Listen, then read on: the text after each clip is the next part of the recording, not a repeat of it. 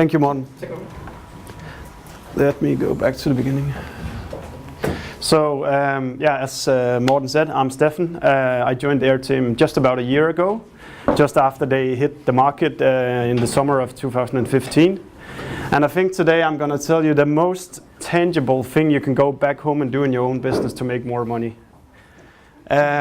We've started to call it the review economy because we can see every time we get a new review, our profits go a little bit up, our turnover go a little bit up.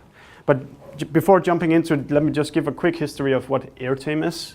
It's basically a wireless HDMI dongle that also sits up in these ones. So what's on the screen there gets on a bigger screen or a projector. It was launched in through an Indiegogo campaign in 2014, and then they spent 1.5 years of producing it. And I think then Tommy said, put it to market now, and then it came out in the summer of 2015. It went super well. There was no problems in the beginning until they got closer and closer and closer to launching actually. And the crowdfunders were getting really eager to get this product in their hands. And when you're a crowdfunded company, you sort of become the symbol of their crazy dreams sometimes. Like they pictured the product that they've bought should be able to do anything. But of course, you cannot do everything for everybody. So Airtame also started to run into some trouble with customers getting angry, and there was a guy who actually tweeted that our t-shirts actually do go on fire. So we did upset a lot of people, but we've worked really, really hard to catch up on this. But it's also to say we were part of a big hype and things were easy, but after that we've had to get back to the basics and find a way that is actually possible to scale a company. And when I started last year, it's there was no marketing engine at all. So I was like, okay, what can we do? So you have to set up a lot of tests. I'm sure everybody here who've been here before knows that. What it looks like now, the growth team that we have is we do content, we do social, we do reviews, partnerships, paid marketing, PR, mail flows, tracking, and so forth. But the one I want to go into today is specifically reviews.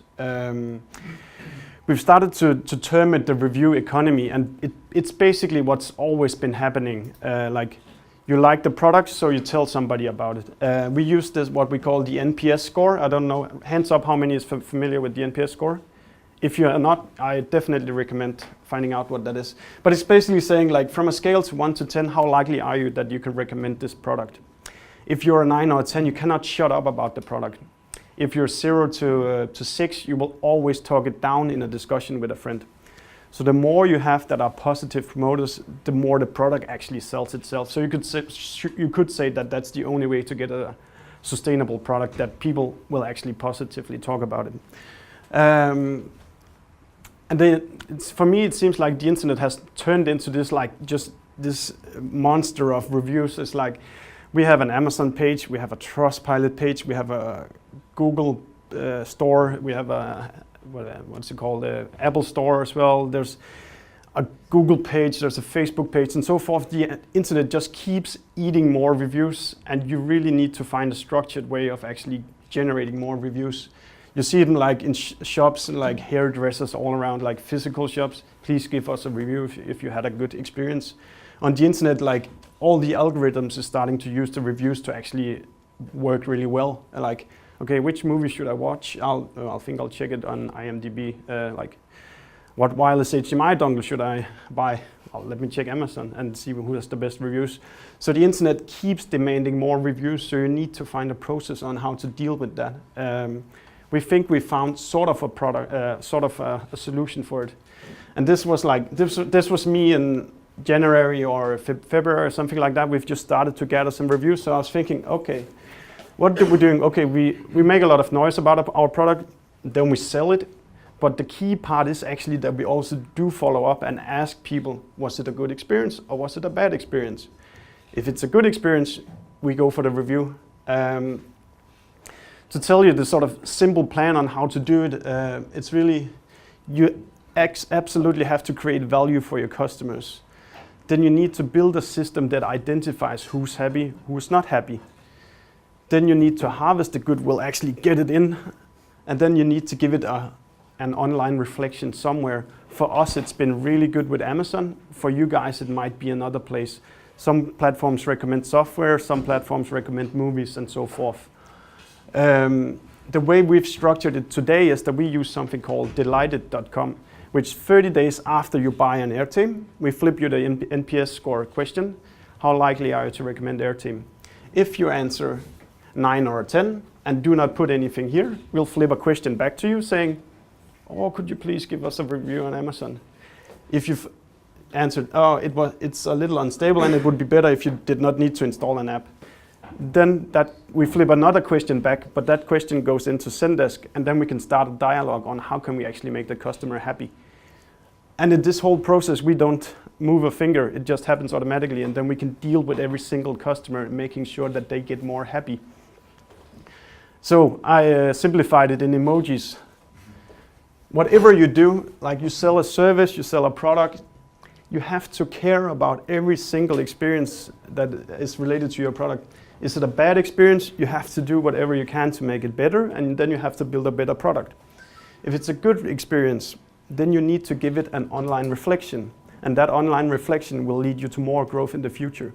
It's that simple. It's every single experience that somebody has with your product. So let me show you a few insights to how we did it. Back in October, we launched our firmware version 1.5, which was a very big leap forward from our 1.0. So I wrote this mail saying, hey, my name is Steffen, I just started working, and then hello, Canadian customer, your first name. I just wanted to check up and see how's it going with your Airtame, is it working? Like really, just how's it going? We called it hygge mails, and it's been working really well for us. A little bit different text for the Indiegogo people because they had been on a little bit longer journey. But basically, okay, you're an unhappy customer. Okay, we'll flip you a certain macro back. If you're a happy customer, oh, now that I've heard you're happy with our product, I cannot help myself but asking if you could write a review on Amazon. And then they click there, go to our Amazon page and write a good review for us. Super simple, but it takes a little bit of work to set it up. And again, same flow. Are they happy? Are they not happy? I just noticed this the other day, and I think it's a really big trend on all sorts of platforms. They sort of skim, are you happy or you're not happy? Okay, then I tried to press 5, then I can do a review. I wonder if I pressed 1, if they wanted me to do a review. So you can think about it in whatever product you do, how can you sort of scan the customer before you actually ask them to do something? Super simple, but super valuable. You also see it in Uber. They ask you, okay, how was the ride 1 to 5? What was wrong? What was good? I just wanted to give you the technical explanation of how we do it. When you buy a product on us, our backend is Shopify. Then we use Zapier to take the data from Shopify to the Delighted. And then again, back to Zapier to Zendesk or to Intercom, depending on what we want to do with them. And then when we identify that they're happy, we take them to Amazon.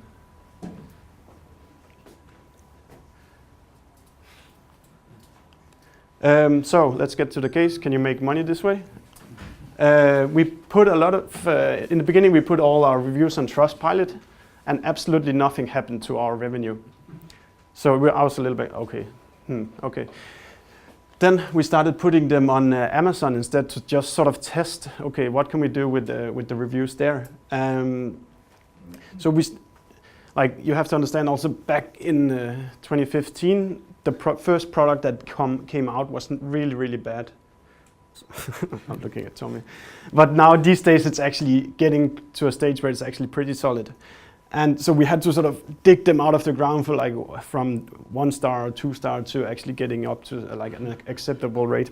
And now it's I think it's 3.6 today, but you get the point. And then we've sort of learned how to game the search engine as well. So we've also sometimes been a bestseller in small categories. So Amazon, they have a huge amount of categories. And if you're the product that's sold the most within the last 12 hours, you get a little bestseller badge. And the days we have the bestseller badge, we sell 50% more. So there's a certain point where it can actually it's worth spending extra advertising money just to sell an extra product to be the one that's the best seller. We're still experimenting with this, and like you can follow your rankings in these categories, but it's super valuable when you are the best seller. So a little bit of bragging, we were at $13,000 in December, and in August we were just around $90,000 sales per month. So it's been like super valuable for us. Like it's very, very easy to understand. One review equals more sales, and for a product company like us, it's super simple because you have Amazon, but you'll have to find out what's in your industry that actually makes a difference. When you get that point, and if you want to sell more on Amazon, there's like tracking services like for monitoring Google, where you can see like wireless presentation, we are ranking #1 on that. And Amazon's search engine, they take into account what people write in the reviews. So think about what you ask people to write into the reviews. So we've asked people to review our wireless presentation system, for example.